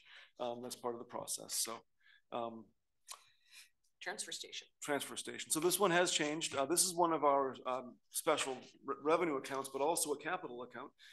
What I am showing with that first line for capital reserve is just Readfield's contribution to that capital reserve account. Again, we've got three towns contributing to that. That $13,000 represents a 42% share of the cost of our contribution to that. And that's effectively what we're obligated to pay per our relationship and agreements with the other towns. So that one's not really negotiable. It's one of the few numbers that here that I think isn't. The excuse me, 2 items that we had: MSW compactor lease and the MSW excuse me, canopy. The first is a lease that we have. It's ongoing. We're also obligated to pay that one. So that one will be coming out of the reserve, and that's why it shows under the appropriation line as opposed to the tax line. And that will be paid for, again, that number is the full amount, not just Readfield's share. So there's some nuance here that as we get to next year's budget won't show quite the same way. And then the canopy, we had looked at what it might cost to build a canopy over all of the cans and the structures there, and we came up with an engineering estimate that was, I think, $750,000, and it was that was a rough number, but that was a rough number that made us say, well, that's not really that important. And so what we did is discuss with the all 3 towns were in agreement. No, don't want to go there. So we discussed with the solid waste committee about what options might exist, and with the transfer station staff. And so what we're looking to do is to just use $10,000 out of our reserve to put in some walls or movable screens to help keep elements out of the essential electrical components that are underneath the hoppers. So underneath those hoppers are all the rams and the hydraulics and the motors that compact the waste into the cans. That's the part we want to protect most. So we're going to work to try to do that with a small enclosure of some kind. And then also with our demo cans, that's a concern because we're paying for water weight to be shipped off. And so we're looking at some creative options for movable covers for those that might allow us to cover one half and still have one half of the can open so we can put material in but keep it out of the elements. So we're looking at more cost-effective options as a first pass as opposed to what looks to be a very expensive prospect for a proper structure. So why would we have 30,000 in the next 4 years? Because I didn't remove that from Oh, good. that was another It was a test. cleanup. Yeah, Which you're one paying did you attention. Good job. Which one did you say? The 30, on that same line where the 10,000 is for the canopy. Yeah. No, thank you for that. There's a few of those. So where... really what we came out with, I'll just give you guys, because we've been talking about this for like a decade. Yeah. The cans that have the compactors, the only thing that gets any weather on them is what's not compacted. So when there's weather, they compact more often. So the material gets pushed in the can and it doesn't have snow and rain on it. The other cans for the demo and the metal are kind of rusty. And so they have like holes in the sides and the bottoms, and they don't have like bad things in them. So it's okay if the water's kind of flowing out. So any water that goes in those cans eventually gets out of them. It's the water that goes into the mattresses, the sofas, the chairs that stays there. And adds weight. And so we're just batting ideas around, like we have two cans. Could one can have like upholstery stuff and the other one not? So we would only have to try and cover one can. And, you know, what could that look like? Because we did the unfortunate experiment in the past of buying a cover that then wasn't the right size and didn't work, and we had to get rid of it. So the 750,000 versus sending off a few sofas and mattresses that are full of water, we'll send those off. That'll be fine. You know, the whole thing was based around it must be costing us a fortune. And it's not. What's costing us a fortune is paying for the equipment to continually be repaired because ice builds up and things move and shift because they expand or they get destroyed. So if we can cover those with little buildings, maybe the town staff can do that or hire a local contractor, but not have a giant project. So everybody was thrilled with that idea. Shouldn't come back, right? So this shouldn't come back up. We're not going to. Oh yeah, no. We're done with that discussion for at least 10 years. Yeah. We'll see what happens. But okay, so I'll move on. The next is the fire department reserve, and this is another one where we had at one point several individual reserves, and working with the auditors, those were combined into a single reserve, which is much more efficient and gives us more flexibility, which is really the purpose of a lot of those consolidations. And what we expect to spend this coming fiscal year is $30,000 to upgrade our SCBA equipment. That's the breathing apparatus. Detail on that is basically we're using the old standard, and the new standard is a higher capacity tank, which gives you, say, 15 minutes more in a burning building. And so if we are going to continue to be providing the best service we can, and also be able to accept equipment, because we get a lot of used equipment. There are departments that are going to be, cycling out of this, equipment as they get new, harnesses or new mouthpieces. I'm not sure what the respirator, I guess what you call that. But the tanks themselves would have to be replaced. But in any event, we're switching to the new standard. And so that's a projected $30,000 expense. What I'm looking to do is only use $25,000 out of taxes to cover that, and then $5,000 would be out of the reserve. What that's going to result in is a net reduction in that reserve balance. So we're drawing that account down by a little bit. And that's the intent with that piece. Ellen? Maybe I missed it, but what about this camera? That's thermal imaging. the thermal imaging is fully. thermal. It says it needs to be replaced in 25 for 10,000. Oh, that must have been a formula error. But all I can say is that Chief hasn't. I'll talk to the chief about that. He hasn't brought it up, so I'll check, and we might adjust the lifespan. We might be adding some money to the budget. We'll see. I'll make a note of that. Yeah. Can I go Dave? backwards? Of course. I didn't get a chance to ask. Back to the transfer station, you mentioned that the Sure. 13,838 was 42% of the 3 towns share, Yes. and we own the land. That sounds like a bad business deal. 42%. For us or them? For us, we pay 42% of it through 3 towns. So the way it works on the solid, since I'm chair of the solid waste committee, I can answer for you. It's done by state valuation and population. So each of the 3 towns pays a percentage based on that. So we pay 42%, and then Fayette and Wayne together make up the other 58%. And we get nothing for housing the whole project. Well, we do, because they're paying capital costs, even though they own nothing, and they have no right to take it with them if they leave the agreement. So they're paying 58% of the capital, and we don't have to pay it, and we get to use it. They get to use it too, but they don't get to keep it. And we do take a similar approach, Dave, with the operating budget. 10% of my time is budgeted to that station. So I guess 5.8% of my time is paid for by those other towns to help with the personnel management costs. So we've taken, I think, a pretty thoughtful approach with it. And I guess it's egalitarian.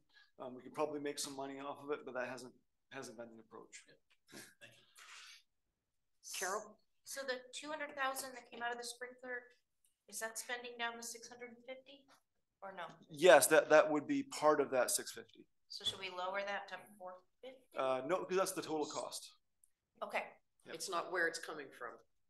That's because it's not, if it was in next year's, it would be in different columns. Okay. Eric, do we have a date to receive that vehicle yet? Next year. We don't. They had said it was going to be 18 months to 2 years. Oh, 18 months? When we ordered it. So we haven't received notice. I keep asking Lee every couple of weeks. I'm like, hey, when we get our truck. So it'll be about 2.5 years. Yeah. Well, exactly. Yeah. So the way that process works is when we get into queue and they start production, they will let us know. And then once they start production, they have a very good time frame. They know it's going to be like 3 months or something, whatever it is. They'll tell us, down to the day when it's going to be delivered. And if it needs to change, they'll change it. But the last truck we got 3 years ago, they let us know, and then we plan the delivery. We had the insurance companies all lined up. Everything was just boom, boom, boom. So I'll expect the same. As soon as I know, trust me, you guys will know. Yep. When Lee did his EO emergency operations plan review with us at our last meeting, I think it was, we all talked about the need for having some different radios or more radios and some road barricades. Have you put those into the budget yet? Yeah, so there's $1,000 operating for the radios, and we've purchased the barricades and the sandbags. They're not filled, they're empty. But we've purchased some of that stuff out of our current year budget. Perfect. And then, this is Sean, does that also include the possible FM or radios equipment for us to have a... That hasn't been broadcast? included. I guess that's a good point. We should think about that and look at that. That one, I'm not sure when we'll have a confirmation from. I'll look at that. I think that we probably have a window to do the construction, and that might be one that we if we get the award to have the authorization for the frequency, we could then budget for it next year. But I'll look at the schedule, and if we need to put it in this year, we'll put it in. So to give the budget committee a 30-second information on that, when we had the latest storm, was the last storm? Storms, yeah. The 2 storms kind of the same week. Cell phone service was really compromised, and the town staff couldn't stay in touch with the fire department and vice versa, or the town staff with each other. And they were the people out trying to get things out of the road and mark roads so that people wouldn't go into places that were washed out. and not having the proper communication, Lee said, we really need to do something about that. And so one was getting more radios, and then Eric also talked about using an FM frequency that we could broadcast so that everyone could listen. So it would be like a public service frequency for Readfield residents. Yep, anybody with an FM radio. So if your phone service was down and you don't have a landline, or it wasn't working, or you have internet that isn't working, you would have a way to possibly get some information. But that sounds like it's operating expense and not capital. Well, I guess it depends on if you look at the equipment as a group or as an individual. But yeah, we've had that discussion before. Yeah. So I noticed there are no computers in here, which I like. I listened. So Ellen, you're probably right. So you'll see it in the expense part of the budget coming up. I even made a little note here. Oh, they must have moved their expense in computers now. Good. Eric, if we can do maintenance in 5 minutes, then we can move on to the debt service part. Sure. Yeah. So this one we have an ongoing reserve because we have a fair amount of equipment that we know is going to need replacement. There's no question about it, and the cost of that equipment continues to go up. So that's the $20,000 in reserve, $5,000 increase from prior years. Again, the lease for the current small truck, we have the pickup truck. This is the last year of that lease payment, so that's helpful. But then we also have our current F-550, which the select board is still discussing whether or how that's going to be replaced or what model. But this number of $8,000 is a net. What I expect we would be doing is some kind of juggling between selling the old vehicle, using that to either fund the lease account and then take money out of that, or so some other permutation. But the bottom line is that I expect that our incremental cost for this year for a lease for that vehicle would be $8,000 to replace that ahead of schedule. So that number for the let's see, the 2016 dump truck would become the 2024 dump truck. So an 8-year life. We had originally had, I think, 10 or 12, but I think I've corrected that here for now. So anyway, that's just a placeholder there for that number. We'll know very soon once we start getting quotes from. We should know at our next meeting. Thanks. Yeah, the select board will make a decision, and then we'll move forward with looking at that. And then the next item would be the sander and plow, and that's $18,000. That's planned to be taken out of reserve because we have been saving for that. We actually had budgeted $6,000 for the sander for this fiscal year, which I did take out. But because we'll be looking at upgrading to a new equipment, it makes sense to upgrade the plow and the sander at the same time and sell the existing vehicle outfitted for hopefully a higher value. And that's the summary of maintenance. I think even with the new F-350 proposal that we've seen, we're looking at about a net cost of $38,000 difference. Yeah, we'll have an 8-year newer truck, but it's going to end up costing us about $38,000 once we outfit the new truck and sell the current truck. That's right. And so that's the $8,000 number is basically $40,000 divided by 5. I was looking at a 5-year lease plus some fees. So. But that 18 is actually included in that amount, right? It wasn't. But then the price that we were getting, it includes the plow and the sander. I think Matt's calculation for those included that, but in any event, we'll get into the details of it at the select board meeting. But they'll have it by their next budget committee meeting. If I don't know, depends on how things go on the 12th. Can't promise anything. No, come on, Eric. Yeah. All right. So anyway, that's the sheet. Any other questions on maintenance from anyone? I'm pushing a little because I'm Eric, trying to honor our 8:30 time. I just have No, I'm gonna hold that one. No. I'm just wondering if we think our current mower situation is adequate for maintaining the fairgrounds fields at this time. I do. We have two zero-turn mowers for the town, and those are really the most efficient for mowing that area. We had an old, I guess, junker down there that someone had donated, but I do think that the best way to maintain that is with zero-turn town equipment. Okay, thanks. Okay, moving on to debt service. No other questions? Okay. Debt service. So that's the next page. So this is all scheduled out. These are actual numbers, again, going out not 20 years, thankfully, But 10? But going out 10.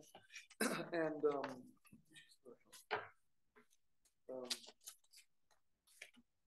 wrong direction. These intermittent pages mess me up. So this shows our current debt schedule for large items. These are bonds. These do not include leases. And one thing that I want to talk about at some point with the budget committee is whether or not we should be having leases in the capital. We've had them there. I'm really feeling like it'd be good to get them out, but I don't know, maybe Ellen agrees. I don't know. But this schedule, again, these are actual numbers based on the amortization schedules we have from the bond bank. So we know exactly what we have to spend. We see a positive trend here. That the fire truck that we currently are going to be taking delivery of will be the last one for several years. And I think that this is what I would want to see. There's no big jogs, there's no dramatic increases, but we have a steady decrease. So if we need to borrow in the future, we can likely do it without a huge impact, depending on the dollar amount and the term. So we have some room. If we have a big expense, we could stretch it over a longer period and make it fit. And if we want a smaller expense and take care of it more quickly, we can make it fit. This really is just self-explanatory. We have 5 outstanding bonds, and one will be going away this current year, and that's the 2016 fire truck bond payoff. So the one that we just purchased, we paid off in 7 years, and I'm glad we did that because that gives us room to start paying for the next one. Questions? 2024 fire truck bond. Yes. That's the truck that we just ordered. Correct. And so initially we're just paying interest. Yeah, that first 2024 payment was the fall interest payment, I believe. And then in 2025, are we actually receiving the truck in 25? I sure hope so. I thought you said 26. Probably not. It depends. I mean, they said 18 to 24 months when we ordered it, and we ordered it 6 months ago. So 2025 is probably more interest or mostly interest. No, this is these are all combined interest. We have to start paying off the bond before we get the truck. Right. Okay. Yep. And that's a smaller bond payment because we transferred that 200,000 from the sprinkler system to the fire truck purchase to make it less. So back to that again, I'm sorry. So when we talk about the 650,000, shouldn't the 200,000 be under appropriations on that line? Nope. Okay. Just can't wrap my head around that. No, it's okay. I mean, I'll tell you. I spent 3 weeks looking at this and trying to sort it out. It takes some time to settle in. So don't worry. So when Eric gets it figured out, he can school us. I know it's. Yep. Okay, so we have closing communication time. Budget committee, any comments, things you'd like to see that we haven't already discussed? I just think this is a very healthy debt service picture. It's probably from a public sector Vantage, actually too little debt. But some of you have heard my speech on that before. That's all I'll say on that. There's room to borrow. So you're implying that we may be expensing too many things that we could have spread out over a longer period of time. I mean, the window of opportunity right now is not, or the opportunity right now is not great with the expense of a bond, but the minute things on that front turn around, we might revise our thinking and not be so averse to borrowing, because it's. So looking at that big road budget for upcoming work, we might consider bonding for that when the rates are lower and doing the work as we need to. Just because we get a bond doesn't mean we have to spend it right then, correct? There's usually a 2 or 3 year window. Yeah. Okay, so it could be, so we wouldn't have to fix roads 3 years ahead of time, because we would have 2 or 3 years to spend the money. We even had the auditors come in one time and tell us our debt was too low. I think I've said that before too. They were yeah. using tax dollars money instead of. Yeah, it's better for the taxpayers to leverage that opportunity. So we look to you, the select board look to you to give us that information when you're giving us the budget information. You know, this is something you really need to bond, and this is why, and this is our financial position, and this is why. And then we'll understand, because we do trust you to examine all of this and give us the best input, because we're not the experts there. That's why we have a budget committee. So Catherine, I just want to say thanks again to the budget committee, the select board. I appreciate your comments and questions. This is, I think, a very strong first pass, and we all have more work to do. I've got more work to do. I've got more specifics to iron out. I know the select board has a lot of consideration to do, and the budget committee about our overall level of spending, our priorities. Again, I appreciate the discussion. I think the new format and divisions gave us a lot more opportunities to figure things out, and I appreciate that. You know, obviously it's a work in progress, but it's good progress. I agree. I think it looks great. Sean loves this spreadsheet. He doesn't want you to find a new one, right? No, I like it. I can understand it. So I didn't always understand it, but this one works in my mind. So I know this was our capital discussion, and I also thank everybody for being here and for the very interesting comments and concerns. And just want to reiterate that we are not setting the budget, and we haven't been asked about anything in specific, but are trusting that, say with the open space, that whatever committee it is that asks for that, they've asked for it, then you folks need to consider that. And if you consider it, then it goes in the budget, and if you don't, then it doesn't. For any of the requests that come in from all of the departments and committees. So, do we have another meeting among us? No, not as a planning meeting. We'll have a meeting in March, which is the first public hearing where people can ask comments before we've actually set things. So you folks will set what you believe it will be based on public comment and our input and so on. And then we'll have the public hearing where people will just hear, okay, this is what the warrant article is. You can't change it now, but this is what it is. If you have questions, we'll explain to you what it is and how we got there. But that's what you're voting on. March is the warrant discussion? Well, March is the money discussion. Okay. So you can say, well, I think it should be 20,000 more. I think it should be 20,000 less. Here's why. And if we could get 20 people to show up, that would be phenomenal.